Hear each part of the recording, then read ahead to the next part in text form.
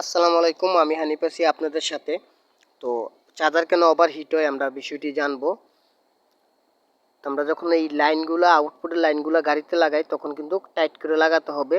Loose collection থাকলে কিন্তু চার্জারটা ওভারহিট হয়, তারগুলো গরম হয়ে যায়। প্লাস লাগাইলাম, এখন মাইনাস লাগাচ্ছি। দেখেন, মাইনাসটা লাগানোর পর আমরা কারেন্টের লাইন দিব। তো পেজ থেকে দেখলে পেজটি ফলো দিয়ে রাখবেন, আর চ্যানেল থেকে দেখলে অবশ্যই সাবস্ক্রাইব করে দিবেন। আমরা নিউট্রালটি লাগানোর পরে এখন আমরা কারেন্টের লাইন দিব। এই যে প্রথমত কারেন্টের লাইন আপনার সুইচ বোর্ডে সংযোগটি সুইচ বোর্ডে দিয়ে নেবেন। তারপর আমরা ভলিউমটি অন করব।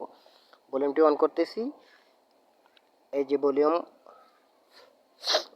ভলিউম অন করলাম। অন করলে দেখেন এম্পিয়ার মাঝে চলে আসে। তো অবশ্যই আমরা 2 নাম্বার দিলে হয়তো 20-এ চলে যাবে।